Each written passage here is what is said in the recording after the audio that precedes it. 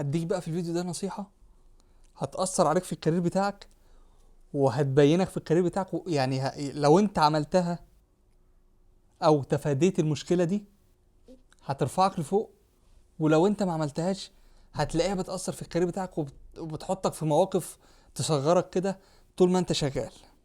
مش فاهم؟ اقرأ كده العنوان معايا. اوعى تقول ما ينفعش تتعمل وهي تنفع، سواء عن جهل او عن غير جهل. طيب،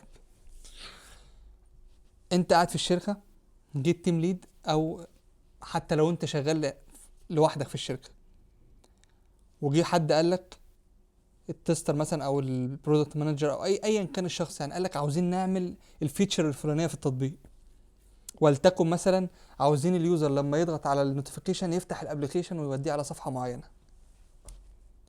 انا عارف ان حاجه زي دي بالنسبه لك ممكن تكون ما ينفعش. يعني انت ممكن تقول له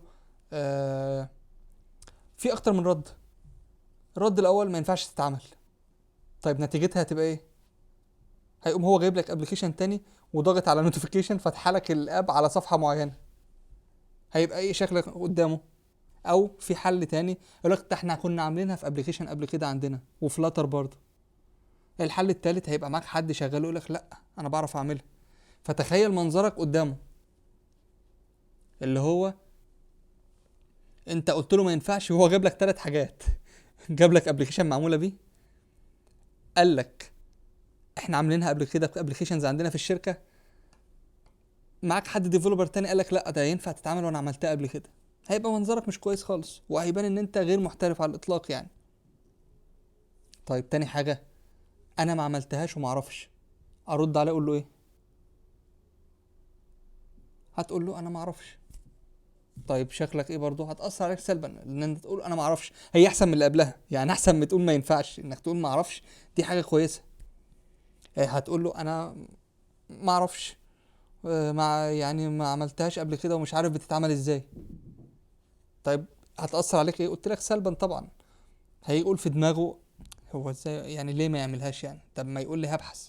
وهو ده هتيجي يعني الاجابه اللي هي البيرفكت، اللي هو انت ما عملتهاش قبل كده لكن عندك استعداد تتعلم. ممكن تقول له انا ما عملتهاش قبل كده، بس ما جربتهاش قبل كده، لكن انا هجرب، هقرا عنها شويه لو تديني بس شويه وقت اقرا عنها وان شاء الله تتنفذ.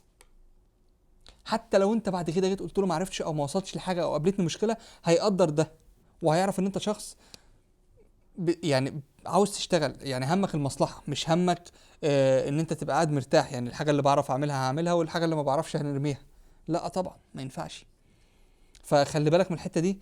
دي نصيحه صدقني من ذهب يعني، والواحد اكتسبها على مر سنين خبره، وشاف ناس كتير، وشاف الفرق بين الشاطر والمتوسط بس عنده القدره انه يتعلم ونفسه يتعلم، وازاي ده بيعدي او بيكسب الشاطر.